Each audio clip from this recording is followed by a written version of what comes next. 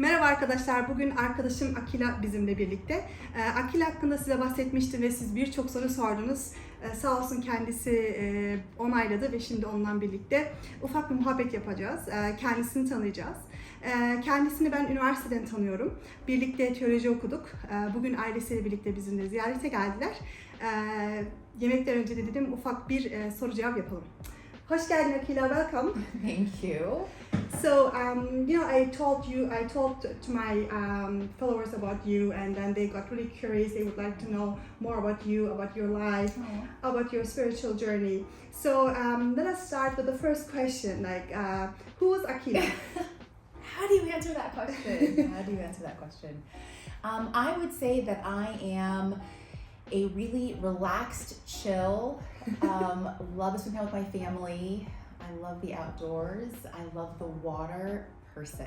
That's Akilah. This is Akilah. That is Akilah. Yeah. So how would you describe your faith journey?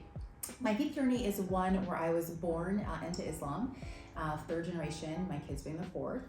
And I have always had a really close relationship with Allah. Mm-hmm. And I've always felt like I've really had a really closeness to Allah. Mm-hmm. And I think though, being born here in the States, that it's such a Christian-dominated culture, and my mom converted to be with my father, so I have like a Christian side of my family as well. So I had both experiences of being Muslim and Christian family members.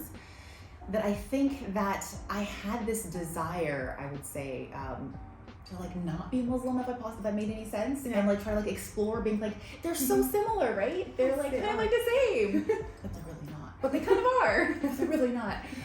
So I think that I had this desire to want to fit in, and in that desire of wanting to fit in, I always identified as being Muslim, but I think that.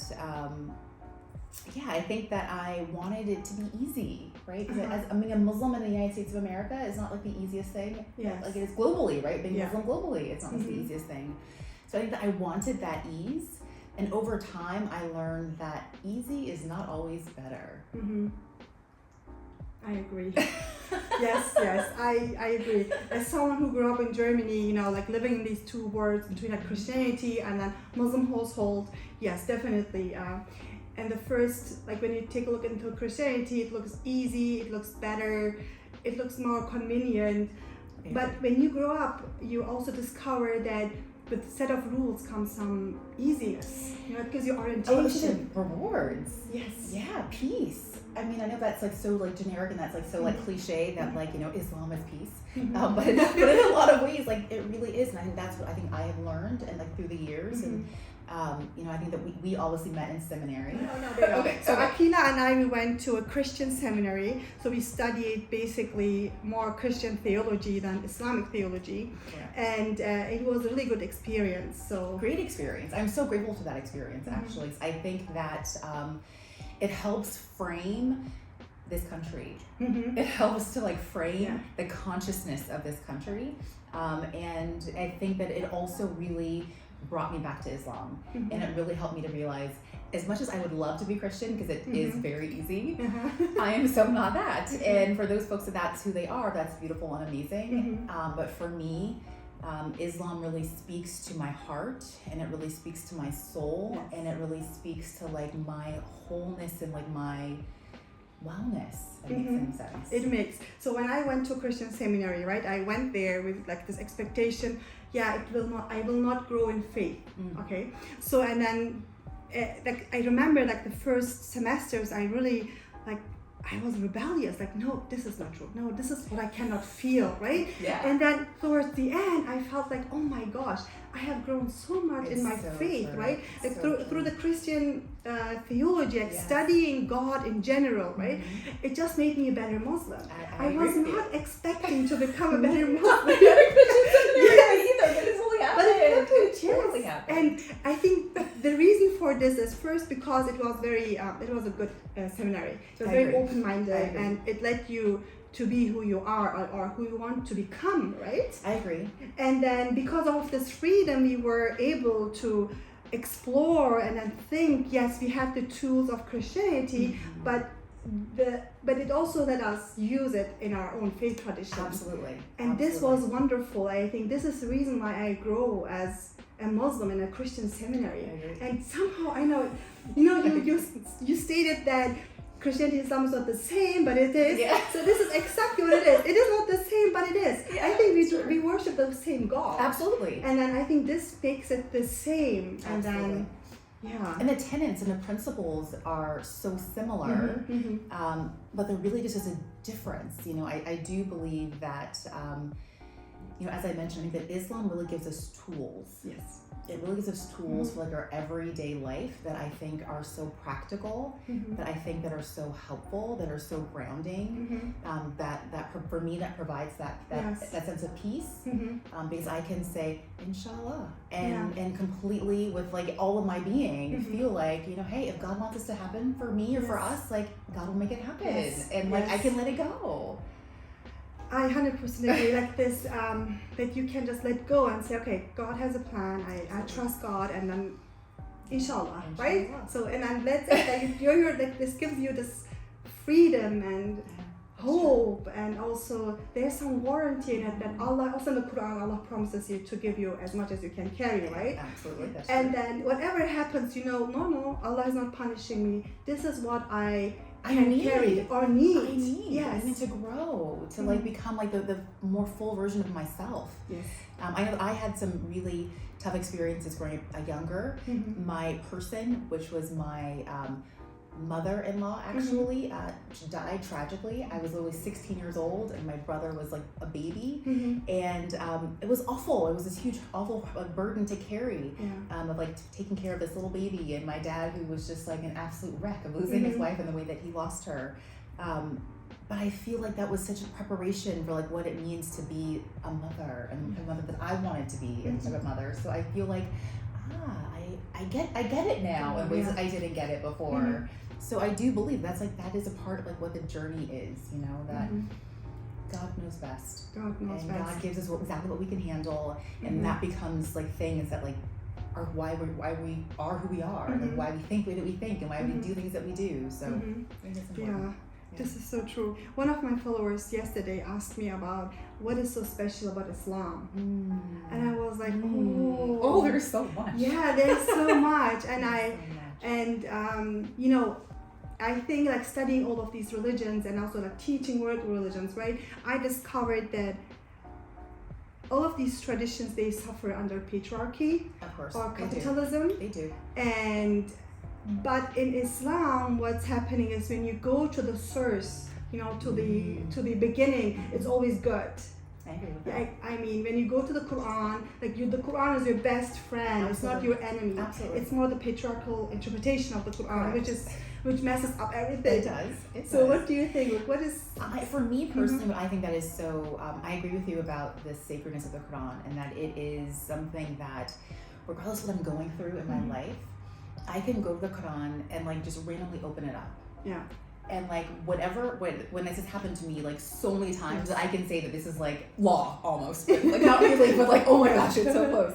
But like I will open up the Quran, and like whatever it is where whatever I read, it literally speaks to me in that situation, in that moment, like right now. Yes, I agree. Because the Quran is a promise of Allah. Like Allah said, like, I have sent you so many prophets, I have sent you so many messengers, I am done with you guys. And this is it. Yeah, we will get it now. We don't I am sending you the final prophet, the final book. Exactly. But I promise you that I will protect this book until the day of, until the last day. No one will have the chance to change it, and it is applicable to all times, all places. And this is really happening right now. Like I have the same experience every time when I open up the Quran. The same experience. It speaks to me. Like it's written like 1500 years ago. Which is impossible, but it's true. Yes, but it understands the time of media and social media and internet and the fast living and capitalism. It's amazing. It is. And I will also say, I think that for me personally, what I find that is so distinct to Islam, that for me means so much, and it's I don't know, it's something about like having the 5 prayers.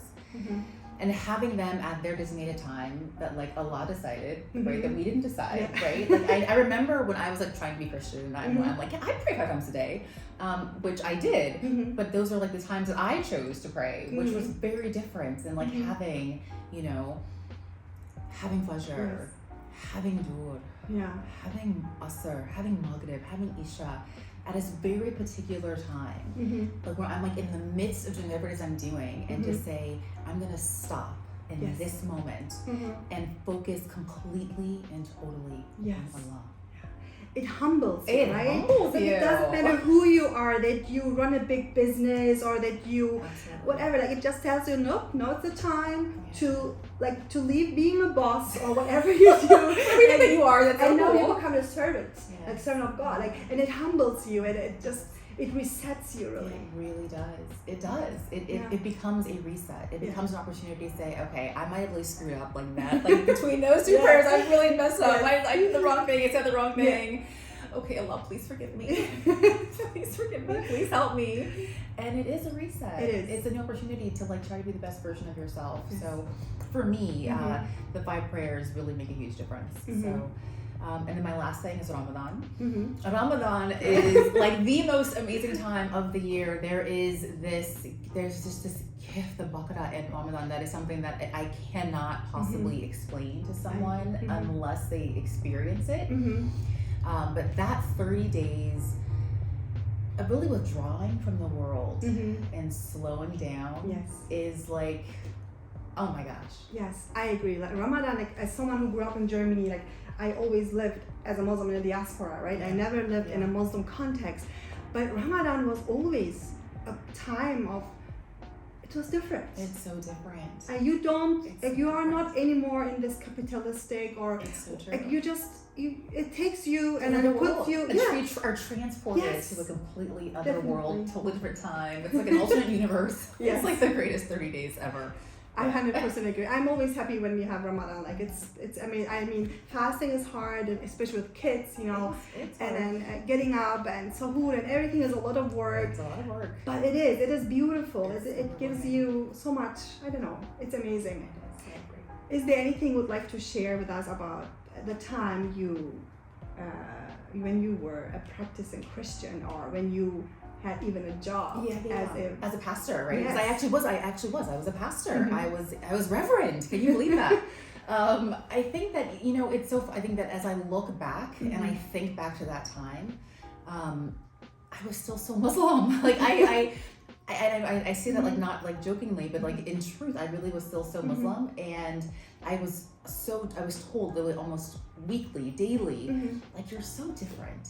You're so different. You really like submit to Allah, to God. And I would always, when I would hear that, I would think to myself, like, only if you knew. But like, but I think that there was just my theology, my God talk, my understanding of God was still so Islamic. Yeah. So even though I thought that I was being like, I'm so Christian right now, I'm so like, you know, I'm so reverend, I was still very much the Muslim girl. Like I was with the Muslim pastor. You know, so I hear you, and I mean I'm really fascinated to hear this, because like in my case I sometimes ask myself like how much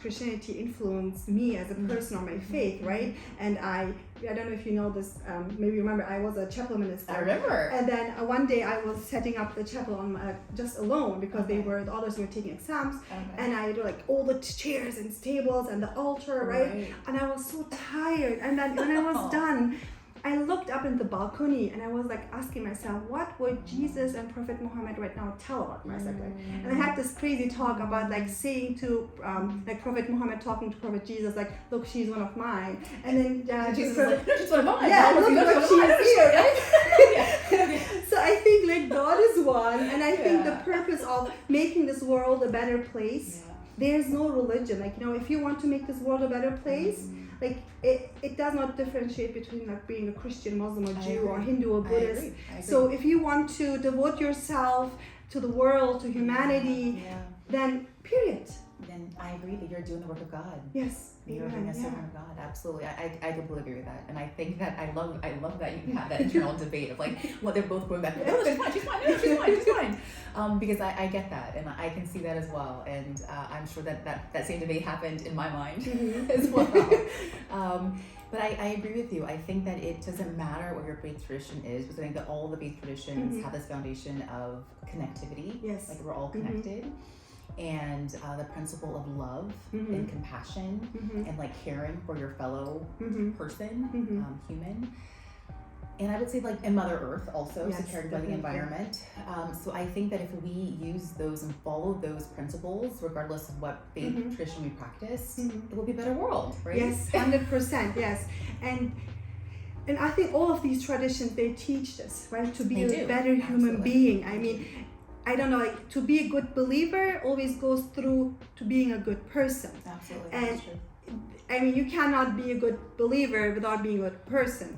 So we just need to follow our sacred books and listen to our heart, because God is in our heart, you know, and then I think we will manage. We will save the world and have hope. Yes, have hope. I think that we live in at least here, this Western culture, it can be one where it's so daunting, it's so depressing, it is so sad, it's so dark.